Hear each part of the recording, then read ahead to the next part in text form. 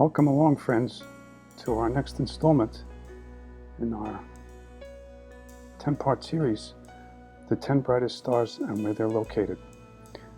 I'm Dr. Jim Daly, and in this installment, we're going to discuss the red supergiant star Antares. We published an article recently discussing and describing Antares and its importance, etc., and where it is. And today we're going to follow that article up with our next video. Now, granted, this is the middle of October. It's October 15th, and we open up tonight's video, looking south-southwest at the early twilight sky, the early evening sky. And you can note right down here is where we see Antares, red supergiant star Antares. Now what we'll do is we'll zoom in on that star. Actually, we're just going to take a look at its attributes here. It's a highly evolved red supergiant star. It's enormous, it's huge.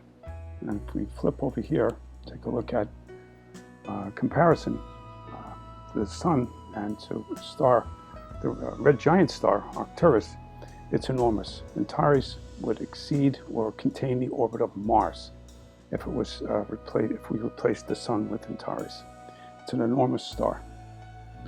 All right, because it's late in the season, summer is gone, we're well into the fall now.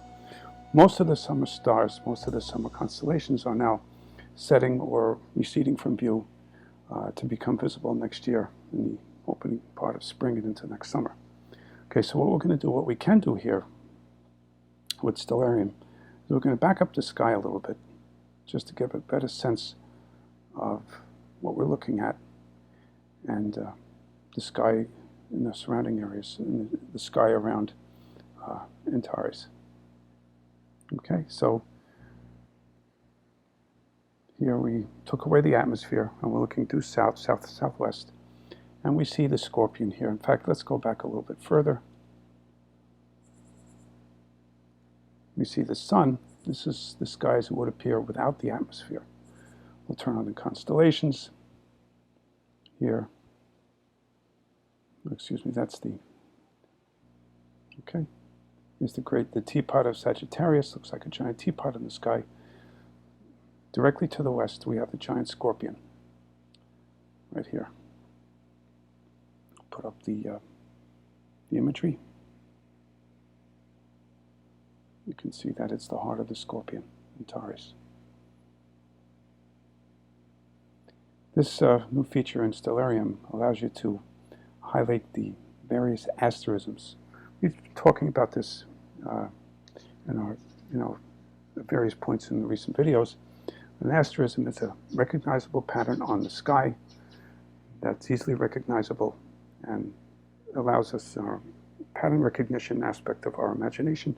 We can zoom in on it and see it, although it might not represent the actual constellation as described by the Greco-Roman mythology. It's recognizable to us and we can easily navigate the sky. Okay, that's what we call an asterism, and its use is, if not just to identify it is of itself, it helps us to navigate to other parts of the sky or other objects of interest. Okay, so this is our asterism. This is the Scorpion here.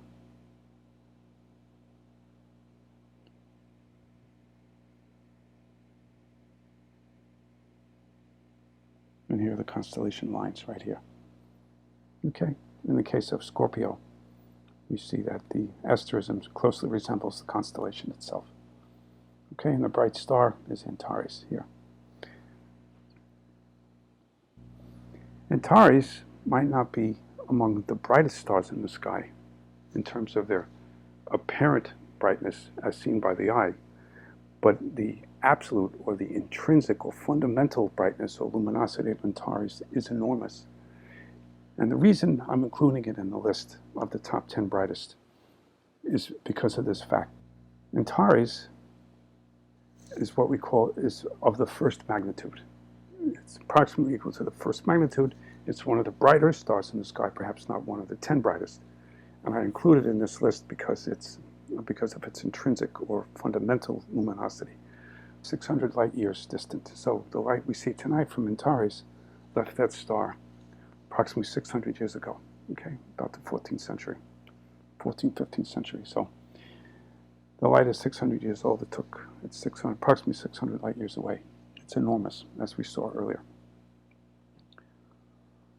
Okay, most stars, by and large, all we see are bright points of light in the sky, or for a bright star, or any star for that matter, is simply a point of light on the sky, even with the most powerful telescopes, with a few notable exceptions. Antares is one of those exceptions. That star is so enormous, even at over 550 light years distant, we can resolve its disk, optical. We can actually resolve the star, thus and so, and take a look at it like so, and like this here. Click this to open up the full image here. We can see the extended atmosphere of this star. Now keep in mind that this star is not like a star like our sun. It's an evolved red supergiant star. Okay, it's long since exhausted its complement of hydrogen fuel in its core, and it's using helium, perhaps heavier elements such as carbon and oxygen to produce energy, and in so producing the next heavier element in the periodic table of the elements. Later on in this video, I'm going to share an animation of what it looks like inside a star such as Antares as it approaches the end of its life, and will ultimately end up destroying itself, or literally destroying itself in spectacular fashion as a Type II supernova. Now, normally, up until recently, the technology available was not available to actually to image stars like this. With a few notable exceptions, that the Hubble telescope was able to image the red supergiant star Betelgeuse in the constellation of Orion. Not until recently, with the advent of what they call adaptive optics, where we can compensate the final beam path inside the telescope for perturbations or scintillation or changes in the Earth's atmosphere due to currents, eddies, general turbulence in the Earth's atmosphere, inhibiting full resolution to actually see the object to its, to the telescope's full potential. Okay, this technology is called adaptive optics. An additional technological enhancement, is the use of what we call an optical interferometer. Basically, combine the light from a number of telescopes to form a complete image, of a more enhanced, more highly resolved image with an aperture effectively equal to the distance separating these multiple telescopes. We call that optical interferometry. Using the wave nature of light, we can combine the output from the multiple telescopes to form one image. Now, it's a long-known rule in optics and in astronomy. The larger the aperture of the telescope, the fainter objects you will be able to see, because simply you're increasing the size of the telescope.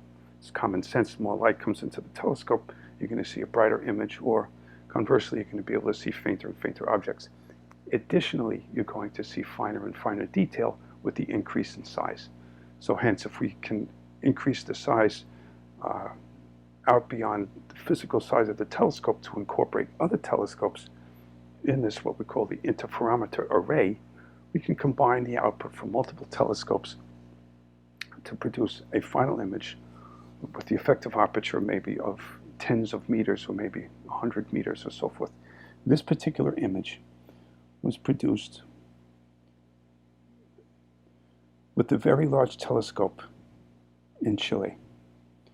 We have constructed this remarkable image of the red supergiant star Antares. This is the most detailed image ever of this object or any other star apart from the Sun. It should be pointed out that this is the best image of the surface and atmosphere of any star other than the Sun. So this is the star as it looks in real time right now, or whenever this image was produced. This is the story back on August 23rd, 2017. Okay, it's a very large telescope. This is an actual image of the star Antares as seen in real time. It's a physically resolved, the physical disk of the star is resolved in real time using the European Southern Observatory's Very Large Telescope, VLTI, Very Large Telescope Interferometer. We've constructed the most detailed image ever of a star, and that's the red supergiant star Antares. Okay, it's a remarkable image, and you can see aspects on the star consistent with a highly evolved star that's nearing the end of its life cycle. All right, and will soon end its life in spectacular fashion as a Type II supernova. Okay, getting back to stellarium. Okay, so we can see, if we turn the atmosphere back on, we're going to see that that we have to go ahead in time to actually see the star, or the sky as it is now, looking due south. Okay, yeah, this is at 7:15 today, October 15th. Let me turn off the constellation imagery.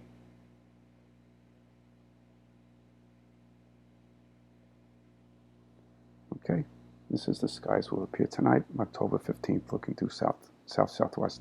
You can see in Sagittarius, everything is going to be setting soon, and these summer constellations will be gone from view until next spring.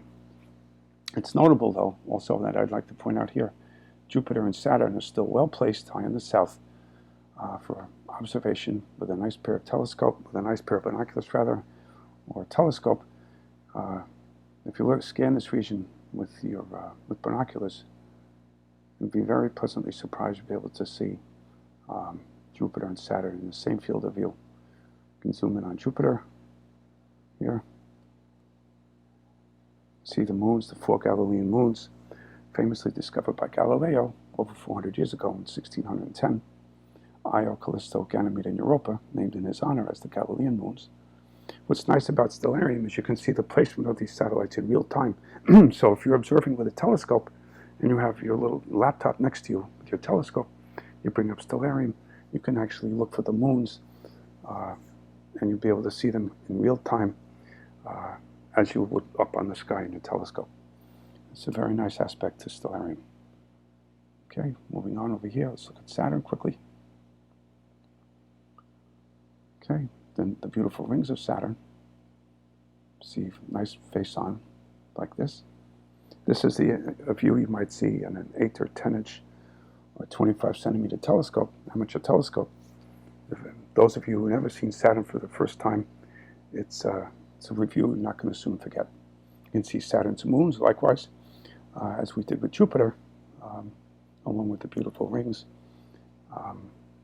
all in real time. Okay, zooming back out. Back to our setting here. Okay. Previously, in our series of the 10 Brightest Stars, we talked about the star Vega, right up here. What we'll do probably in the next video is talk about Deneb and Altair. These two stars are among the top 10 list of brightest stars. Deneb, like Antares tonight, is an evolved blue-white supergiant star. Deneb is enormous, probably even bigger perhaps than Antares. Good thing about Deneb being that it's actually much further away also than Antares. When it does explode as a supernova, we're going to see the spectacular light show in the sky, but we won't suffer any of the ill effects from a supernova. Had it been closer, any supernova within like 50 to 100 light years would be pretty detrimental to life on Earth. Okay, and Altair down here is a star similar to Vega, but at 40 light years, and it's the principal star in Aquila the Eagle. Okay, getting back. All right, now that we've described Antares in seeing these aspects of the star, this variation in brightness on its surface suggests turbulence right below the star's photosphere, or the outer layer of the star's atmosphere, which indicates also that the stars are remarkable self-regulating dynamos. as the star's internal composition changes, as the nuclear fuels change, the star adapts and always wants to maintain a balance between inward gravity and outward pressure, which is what holds the star together. Hydrostatic equilibrium is the term, right? Hydrostatic equilibrium is what keeps the star, stars like our sun, and all stars, even stars such as this, like Antares, are in a constant state of adaptation. As the internal dynamics change, temperatures, pressures change, the star will adapt. And we see evidence of this in these bright and dark features on its surface here. Okay, what I'd like to do now is, I should mention also while we're here, let us go back briefly, because I want to mention something here that is an important aspect to this view of Antares here. We've mentioned in two separate occasions these objects called globular star clusters, and it's quite fitting to talk about this within the context of discussing Antares. Globular star clusters contain some of the oldest stars in the universe. Some of these stars date back to some of the first stars that formed maybe 10, 11 billion years ago. Some of these stars like Arcturus, we talked about this at length. We mentioned the globular star cluster Messier 3, the third entry in Charles Messier's catalog of non-cometary objects, or objects that you would avoid if you're looking for comets. Okay? The brightest stars in these clusters are stars such as Antares, stars such as Arcturus. And there's a notable example here also in the constellation Scorpio. So let's take a look where that would be. Turn on the search tool in Stellarium. We'll look for Messier 4. Messier 3 was in Bootes, the herdsman, which is the principal star was Arcturus. In this case, we're going to look for M4, which is the next in the catalog, the fourth entry in Charles Messier's catalog of non-cometary objects. And there it is. Very close, immediately to the west-southwest of Antares. And let's zoom in. There's M3, it's a globular star cluster. Okay, zoom out just slightly. You can see here, this is Antares, immersed in a cloud of what they call a reflection nebula. There's leftover gas and dust. Since we're looking in towards the galactic center, we're looking in towards part of our galaxy where the concentrations of gas and dust are higher. This dust, if it surrounds the star, will reflect the star's light. In this case, since the principal output of Antares is in the red part of the spectrum, the visible spectrum, the reflection nebulosity will glow with a yellow-orange hue. All right, and some of this nebulosity also may be ejecta from the star. Stars in an evolved state, such as Antares, exhibit this property also of ejecting large quantities of material as they evolve towards their end of life, ultimately to end in a spectacular supernova, type 2 supernova explosion. Okay, so we're going to zoom back out so you can see where this is. A pair of binoculars. The problem with observing at Messier 4, although it's an object that's bright enough, right there, it's also at 7,200 light years. Messier 4 is approximately 12 times its distance to Antares, and thus its light has to pass through the intervening gas and dust we see here in this view. It's actually relatively close. It's about 7,200 light years distant, whereas M3 is approximately 25,000 or 3 times further away. And its distance as being relatively close is consistent with what I just said. Okay, it's rather dim. So if we scan this, you have to look hard, but you can see it. I've seen it in a pair of 10 by 50 binoculars, 10 by 60 binoculars. It was visible. You have to know exactly where to look, and you need good observing conditions. A clear view of the night sky, if it's clear and dark. If you're looking from metropolitan area or urban area, it's going to be difficult to see, perhaps because of the light pollution. So in order to see an object such as this, where it's already, you're at a handicap because of the environment in which it's located, you want to be able to maximize your ability to see it. Okay, so we're going to zoom back out. Okay. Jumping over here, we're going to take a look at, jumping over here, this is an image of Messier 4 as imaged through the Hubble Space Telescope. These bright stars here, these stars here, all these stars, they have a slightly yellow or orange tinge to them. Those stars are stars such as Arcturus, almost 7,200 light years away, almost 8,000 light years away. These stars are bright. That's because we're looking at it through the Hubble telescope. But you have to bear in mind that these stars, some of these stars represent the oldest stars in the universe.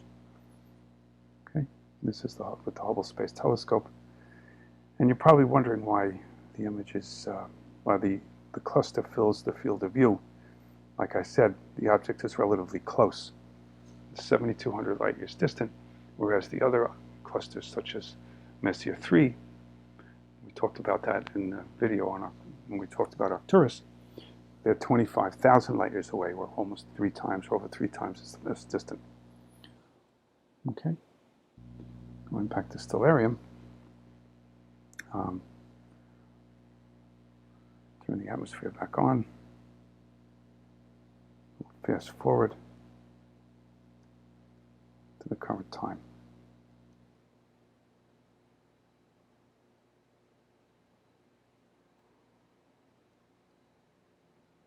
Now 7:15. It's about 30 minutes from now. Okay. We still see the galactic center placed here in this southwest sky. But that part of the sky will soon be giving way to the stars of fall and winter. As we did in our previous videos, in our list of the 10 brightest stars, we use the Universe Sandbox. It's a very powerful application available for just about every platform. Emulates various astrophysical scenarios that would not otherwise occur in nature, and allows us to analyze that. Okay, we open up this particular frame here with the Sun, our solar system, and all the major planets in orbit around the Sun. And like we did in our previous videos, what we did is we replaced the Sun with the star of interest, with the object of interest, which in previous videos was Arcturus, and then Vega. And we see the outcome, what the result would be in our solar system, just as a method, just as a means to teach. Okay, so what we're going to do is we're going to choose the Sun here. Okay. And we're going to replace it.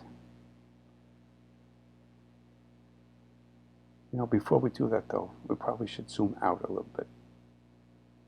And you'll see why in a moment. Say, I'm zooming out. Here's the orbit of Jupiter. Here's the orbit of Neptune out here. All right, now we're going to go out a little bit further, and you'll see why I'm doing this. Remember before, in our discussion, we talked about, we had a comparatives chart.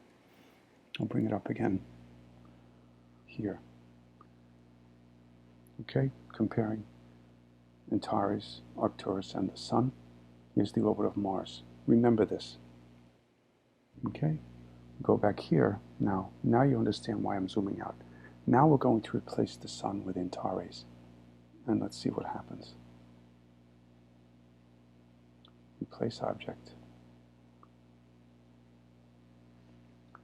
The star.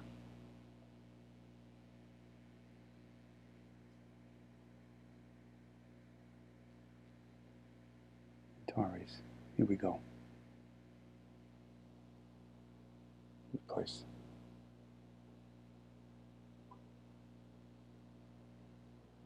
Look at that. Now you know why I zoomed out. We're going to zoom out. We're going to keep zooming out. And this is Antares. If we replace the sun with Antares, this is what the solar system would look like. Here's Neptune. Here's Uranus. See how the you have to remember that Antares, even though it's enormous, it's 12, perhaps between 12 and 15 times the mass of the sun. Regardless of how big it is, the bigger it is, the density will decrease. But still, you have to account for the mass in terms of orbital dynamics. The orbital dynamics of putting a 15 solar massed object where the sun is replacing it with something that's 15 times its mass is going to have a horrendous effect on the orbits of all the planets. Every planet now, if we zoom in, not that far, we zoom in,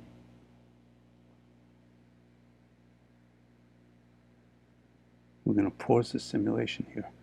It looks like Uranus is just going to crash right into the star, the planet Uranus. Okay, it's going to be done. Okay, so here's Pluto. All right, the orbit of Pluto. There's the orbit of Pluto. To give you a sense of how big this star is, it completely destroys the solar system. As was the case with Arcturus and Vega, when we did those exercises, the solar system was able to survive. Even with Arcturus, it was a little bit dicey, but Antares completely destroys it, between 12 and 15 times the mass of the sun. Okay, so this little exercise just gives you a sense of the star's enormity, how big it is, and what something that massive would do to the solar system. Okay. We'll continue the simulation. See, Uranus is now being pulled right into the star. There it goes. Oh, gone. Solar system is gone. Okay. I'd like to end this video with showing you an animation that I put together that shows the internal evolution of a star such as Antares, illustrating its the heavy element nucleosynthesis, or the heavy element production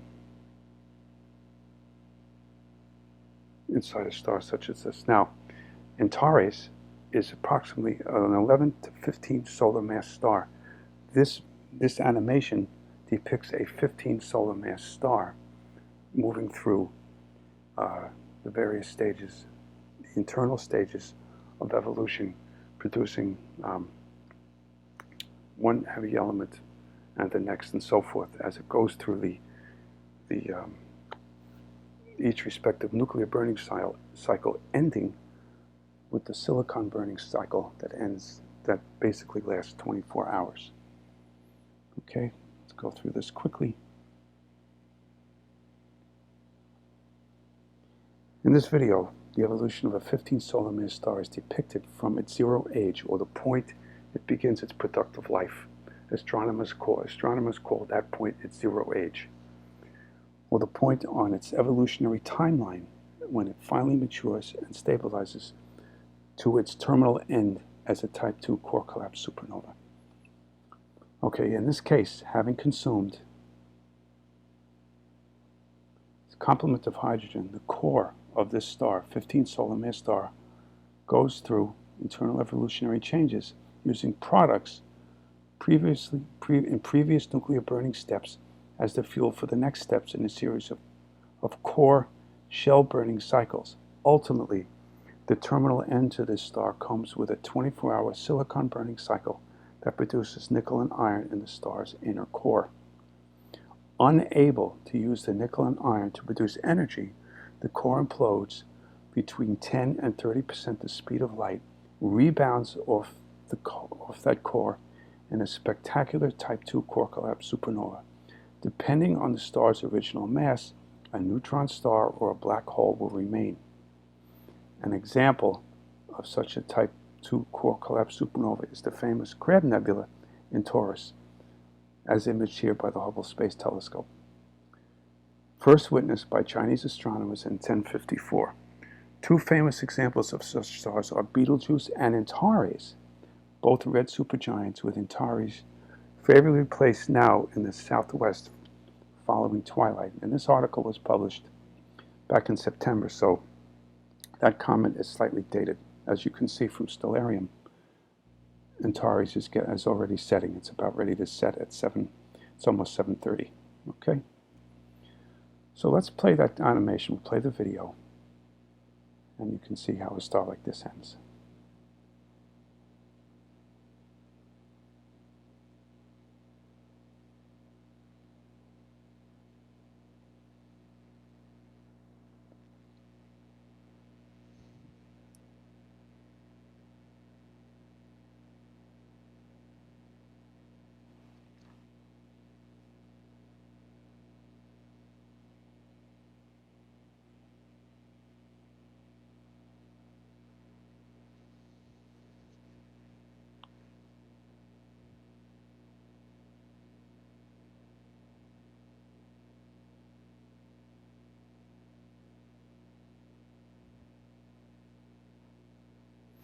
Hydrogen core depletes. Main sequence departure. The star leaves what we call the main sequence.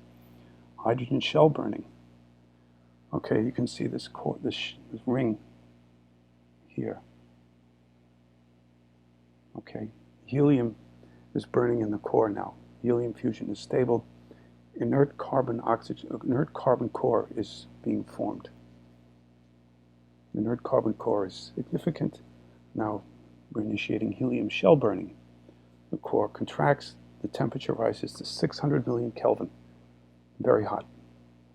Carbon fusion is stable, it's producing oxygen elements heavier than carbon. And the oxygen, neon, and magnesium core is building. Inert oxygen and neon, magnesium is significant. In other words, the core is stable. The temperature now rises to 1 billion degrees. Alpha process, where you're adding helium nuclei. The neon core burning is stable. You can see the various shells of the previous burning cycles on top of the inert core, the internal core. Inert oxygen magnesium core is significant. Oxygen burning commences. Temperature in the core now is 1.5 billion degrees. The star is only 11 million years old. Inert silicon core is building. Okay, the products of oxygen burning is silicon and some of the heavier elements. Silicon burning begins 24 hours into the star's ultimate demise. Inert nickel iron core is building. Silicon fusion is stable, duration 24 hours.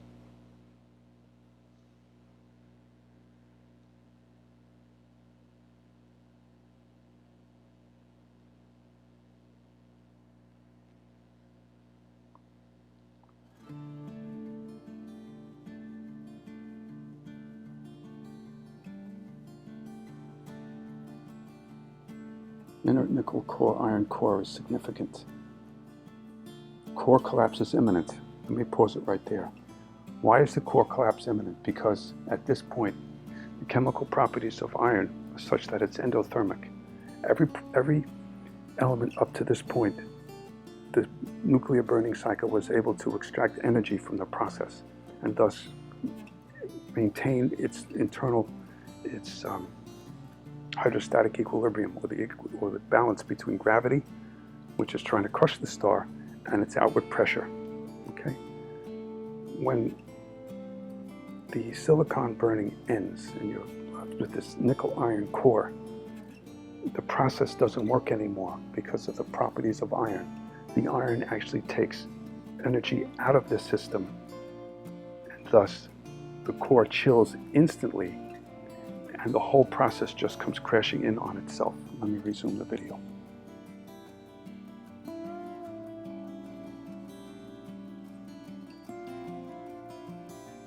Core collapse at 30% the speed of light. Watch what happens.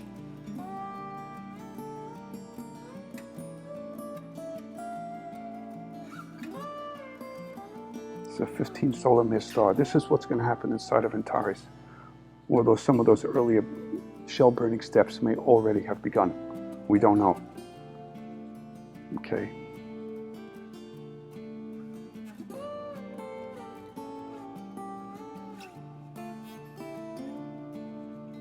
We have, today is the Crab Nebula, the constellation of Taurus, or Messier 1, a core-collapse supernova.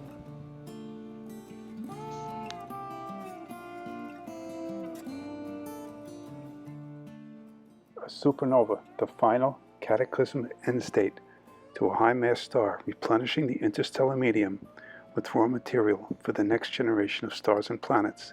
A supernova is identified by the hour in this image of a nearby spiral galaxy. For a moment in time, and blazing with the light of 200 million suns, the radiant output of this object exceeds that of the entire galaxy.